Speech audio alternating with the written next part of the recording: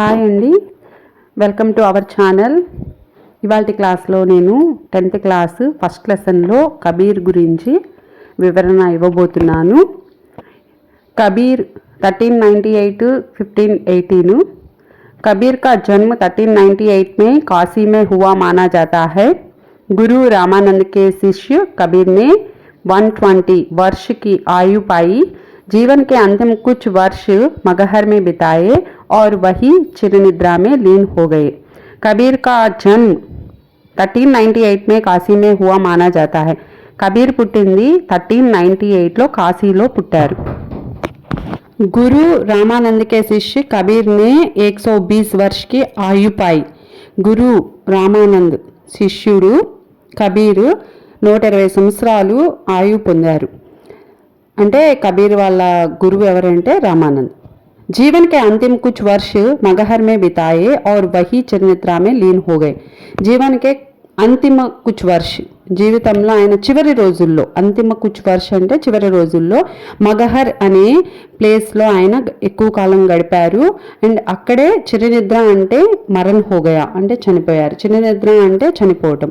So ఇక్కడ మగహర్ అంటే ఒక చెప్పాలంటే ఒక మామూలుగా భిక్షు, సాధువులు, తర్వాత ఇటువంటి వాళ్ళందరూ కూడా అక్కడ చివరి రోజుల్లో ఎక్కువ కాలం గడిపే మంచి ఒక పుణ్యస్థలం లాంటిది మగహర్ అనేది. कबीर का आविर्भाव ऐसे समय में हुआ था जब राजनीतिक, धार्मिक और सामाजिक क्रांतियों अपने चरम पर थी. कबीर का आविर्भाव అంటే ఆయన పుట్టింది. సో కబీర్ పుట్టిన టైంలో అప్పుడు రాజనీతిక్, ధార్మిక్ और సామాజిక క్రాంతియా అప్నే చరం పర్తి. రాజనీతిక్ అంటే పాలిటిక్స్, ధార్మిక్ అంటే ధార్మిక్ విచార్ కర్నే వాళ్ళ అంటే చెప్పాలంటే ధర్మబద్ధంగా ఆలోచన చేసేవాళ్ళు, రిలీజియస్. సామాజిక క్రాంతియం అంటే సామాజిక విప్లవాలు. సో ఆ టైంలో ఆయన కబీర్ గారు అప్పుడు పుట్టారు.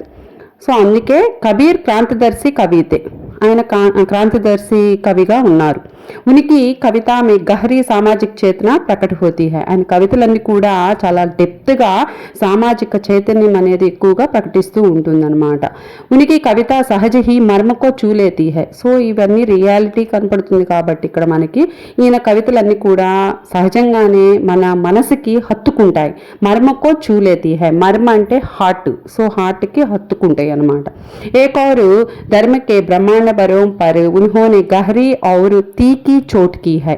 ఇంకో వైపు చూసుకున్నట్లయితే ధర్మబద్ధంగా బ్రహ్మాండ బరో అంటే విశ్వం అంతా కూడా ఈయన డెప్త్గా మొత్తం పొదునైన ఒక దెబ్బ అనమాట చెప్పాలంటే.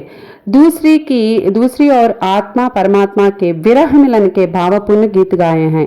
ఇంకో వైపు చూసుకున్నట్లయితే ఆత్మ పరమాత్మ, ఆత్మ అంటే సోల్, పరమాత్మ అంటే గాడ్. సో ఈ రెండింటిని కూడా విరహ మిలన్ అంటే కలపాలి, దగ్గరగా ఎలా ఉంచాలి అనేది భావపూర్ణమైన గేయాల్ని ఈయన పాడాడు.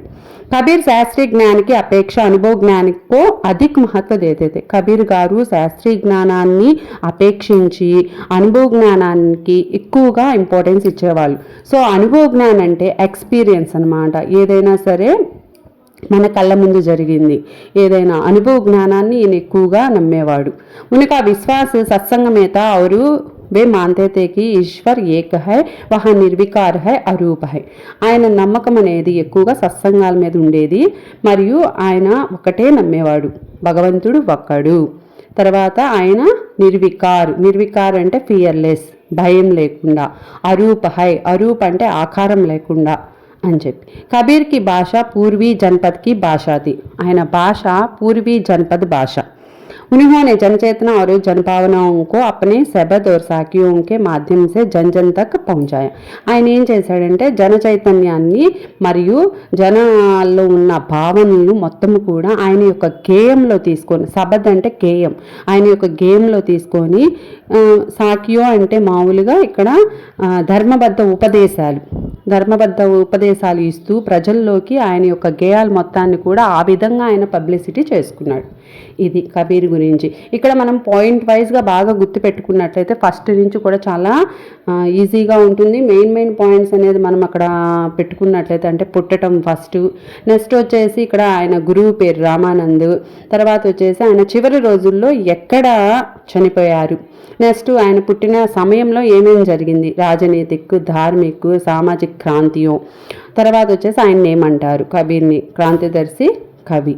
తర్వాత ఆయన కవితలన్నీ కూడా ఎక్కువ డెప్త్ దేంట్లో ఉంటుంది, సామాజిక చేతన. తర్వాత ఈ రియాలిటీ అనేది కనపడుతుంది కాబట్టి సహజంగానే మన మనసుకి హత్తుకుంటాయి ఆయన కవితలన్నీ కూడా. తర్వాత చూస్తే ఆత్మ పరమాత్మ ఈ రెండింటిని కూడా ఆయన విరహమిలన్ అనమాట. సో భావపూర్ణ గేయాల్ని పాడారు. అలానే కబీర్ గారు నమ్మింది ఏంటంటే శాస్త్రీయ జ్ఞానాన్ని అపేక్షించి ఆయన అనుభవ జ్ఞానాన్ని ఎక్కువగా గొప్పగా నమ్మేవాళ్ళు. తర్వాత వచ్చేసి ఆయన విశ్వాసం సత్సంగాల్లో ఉండేది. తర్వాత భగవంతుడు ఒక్కడు, ఫియర్లెస్, తర్వాత రూపం లేదు అని చెప్పి అనుకున్నారు. కబీర్ భాష వచ్చేసి పూర్వీ జనపద భాష ఇక్కడ. తర్వాత ఆయన జన చైతన్యాన్ని మొత్తాన్ని, జనభావనలు మొత్తం కలిపి తన గేయంలో తీసుకొని ఉపదేశాల ద్వారా ప్రజల్లోకి ఆయన గేయాలని తీసుకొని వెళ్ళాడు.